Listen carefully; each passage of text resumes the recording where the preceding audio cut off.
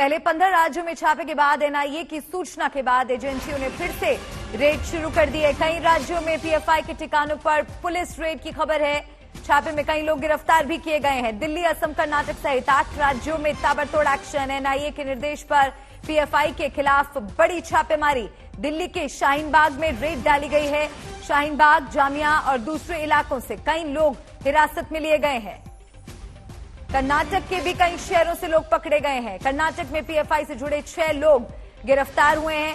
कोलार से 6 लोग गिरफ्तार किए गए हैं। पहले राउंड की गिरफ्तारी से मिले सुराग के आधार पर यह छापेमारी जारी है। कर्नाटक के बीदर से एसडीपीआई का नेता पकड़ा गया है। तो बीदर, विजयवाड़ा, मंगलोर, बालाकोट छापेमारी जारी और 2 पीएफआई नेता भी गिरफ्तार किए गए हैं। चामराजनगर से चित्रदुर्गा में भी लगातार कार्रवाई तेज होती हुई 6 पीएफआई नेता गिरफ्तार हुए हैं। जितेंद्र बहादुर सिंह मेरे सहयोगी जुड़ गए हैं फोन लाइन पर ज्यादा जानकारी के साथ। जितेंद्र, और क्या अपडेट? देखिए मल्लिका, ये जो छापेमारी हो रही है, एनआईए ने जो 45 लोगों से पूछताछ किया है, इसके अलावा जो दूसरी एजेंसियां हैं, ईडी और राज्यों की पुलिस, उन लोगों ने 61 लोगों से पूछताछ की है। उस पूछताछ के बाद जो जानकारी मिली है, उसके आधार पर अब राज्यों की पुलिस इस वक्त छापेमारी कर रही है, जिसमें से उत्तर प्रदेश की एटीएस जो है वो पश्चिमी उत्तर प्रदेश के कई इलाकों में इस वक्त जो पीएफआई के ठिकाने हैं वहां पर छापेमारी कर रही है। इसके अलावा महाराष्ट्र, कर्नाटक, केरल, साथ ही मध्य प्रदेश, उत्तर प्रदेश के कई इलाके, इन तमाम जगहों पर जो पुलिस है, राज्यों की पुलिस, उनकी तरफ से छापेमारी की जा रही है। दिल्ली का जो शाहीन बाग का इलाका है, इस इलाके में भी दिल्ली पुलिस की स्पेशल सेल जो और इसके अलावा जो अलग से टीम गठित की गई है, वो टीम यहाँ पर छापेमारी कर रही है। जिस तरीके से terror funding popular front of India को हो रही है, विदेशों से भी पैसा आ रहा है, इन तमाम चीजों की जानकारी ईडी के पास मौजूद है। इसके अलावा एनआईए ने जो पूछताछ किया है, जो 18 रिंग लीडर्स हैं पॉपुलर फ्रंट ऑफ इंडिया के, उनसे पूछताछ किया है। उस पूछताछ के बाद तमाम जानकारियां पता चली है, जिसके आधार पर अब ये रेड की जा रही है। और दूसरे राउंड की जो रेड है वो भी एक मेगा क्रैकडाउन है। और इस तरीके से अलग अलग जगहों पर जो पॉपुलर फ्रंट ऑफ इंडिया से जुड़े हुए मेंबर हैं, उनसे पूछताछ भी की जा रही है। बहुत सारे लोगों को हिरासत में लिया गया है। कई राज्यों में जो पॉपुलर फ्रंट ऑफ इंडिया से जुड़े हुए लोग हैं, उनको गिरफ्तार भी किया गया है। आगे की कार्रवाई लगातार की जा रही है। एनआईए ने जिन लोगों से पूछताछ किया था, उनसे कई लीड मिली थी, जिसमें यह पता चला था कि विदेशों से फंडिंग अभी आ रही है और उस पैसे को अलग अलग राज्यों में किस तरीके से डिस्ट्रीब्यूट किया जा रहा है, उनसे जो लोग हैं उनसे राज्य की पुलिस इस वक्त छापे है और उन हिरासत में कर इस वक्त कर रही है। जी जितेंद्र, इससे दूसरे राउंड की जांच माना जा रहा है। लगातार कार्रवाई हम देख रहे हैं तेज होती जा रही है और जानकारी ऐसी भी है कि पीएफआई पर बैन भी लग सकता है। बिल्कुल मलिका, इस तरीके से जो पॉपुलर फ्रंट ऑफ इंडिया है उससे जुड़ी हुई जो लोग हैं, उन पर तमाम सबूत इकट्ठे किए जा रहे हैं। 22 सितंबर को एनआईए ने छापेमारी किया था। इसके अलावा ईडी और जो दूसरी एजेंसियां हैं उनके साथ छापेमारी हुई, जिसमें कई महत्वपूर्ण सबूत मिले। कई जो पॉपुलर फ्रंट ऑफ इंडिया के करीब 150 से ज्यादा लोगों के मोबाइल फोन जब्त किए गए। जब उनके मोबाइल फोन को ट्रैक किया गया, उनसे जानकारी हासिल की गई, तो कई चौंकाने वाले खुलासे हुए हैं।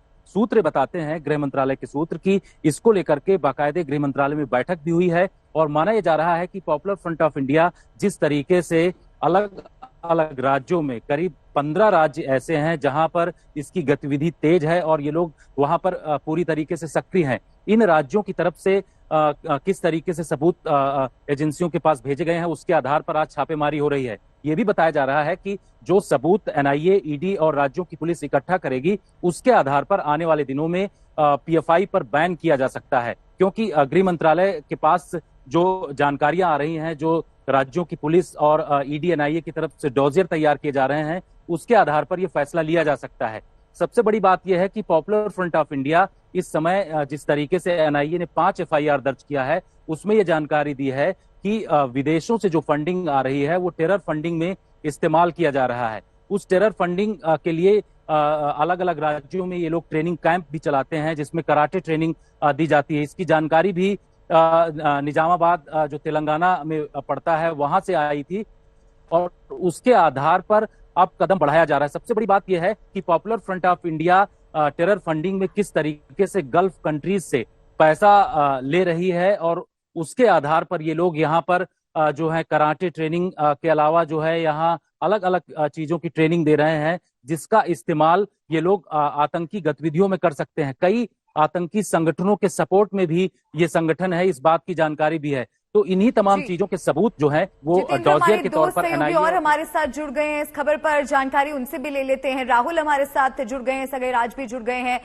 राहुल, आपके पास क्या जानकारी? जो ताजा अपडेट मिल रहा है उसके मुताबिक दिल्ली में भी ताबड़तोड़ एक्शन हुआ है, उत्तर प्रदेश के मेरठ में भी कल देर रात से लेकर अभी तक ऑपरेशन किए जा रहे हैं। बिल्कुल सही कहा आपने। दिल्ली में भी जो क्रैकडाउन है केंद्रीय एजेंसियों का वो जारी है। आज तड़के सुबह सुबह जो जामिया नगर इलाका है या फिर जो शाहीन बाग है, वहां पर जो एजेंसीज हैं उनसे जुड़े हुए लोग पहुंचे थे। ये दूसरे दौर की कार्रवाई है जो कि पीएफआई पे की जा रही है। आप जानती हैं 22 सितंबर को भी ये कार्रवाई की गई थी और उस पूछताछ में क्योंकि 100 से ज्यादा लोगों को राउंड अप किया गया था, उन लोगों को जब पूछताछ उनसे की गई तो उन लोगों ने जो क्लूज दिए या जो आपके ये जो साक्ष्य दिए उसके आधार पर आज की कार्रवाई की गई है। मैं आपको एक छोटी जानकारी और दे दूं, तकरीबन 8 राज्यों में ये छापेमारी का जो सिलसिला है ये जारी है। कुल मिलाकर सरकार लगाम जो है वो कस रही है पीएफआई पे, क्योंकि उनके पास काफी सारे सबूत उनके हाथ लगे हैं। आप जानती है पिछले कई घटनाएं हुई जिसमें पीएफआई का नाम खुले तौर पर सामने आया और ऐसे में अमित शाह ने मीटिंग भी ली थी 22 सितंबर को। तो साफ तौर पर सरकार की जो कोशिश है वो लगाम लगाने की है। उत्तर प्रदेश का आपने जिक्र किया, उत्तर प्रदेश के अंदर कहा जा रहा है कि कई स्लीपर सेल मॉड्यूल मौजूद हैं जो कि एक्टिव हैं और जो कि देश को अस्थिर करने की कोशिश कर रहे हैं। तो ऐसे में सरकार ने ये ठान लिया है कि किसी भी तरीके से पीएफआई को ऐसी गतिविधियों में लिप्त नहीं होने दिया जाएगा। उनके कार्यकर्ताओं को अरेस्ट करके जाहिर इंटेरोगेशन किया जा रहा है और कोशिश की जा रही है कि एक ट्रेल एस्टैब्लिश हो सके कि आखिर पैसा आता कैसे है, पैसा जाता कैसे है, पैसा आतंकी जो गतिविधियां हैं उसमें कैसे लगाया जाता है, कैसे लोगों को रेडिकलाइज किया जाता है। और साफ तौर पर आप ये मान के चलिए कि आने वाले दिनों के अंदर पीएफआई से जुड़े जो लोग हैं उनकी जो परेशानियां है वो ज्यादा बढ़ने वाली है, क्योंकि सरकार ने अब अपना पूरी तरीके से मन बना लिया है कि इनके ऊपर अब नकेल कसनी है, लगाम लगानी है।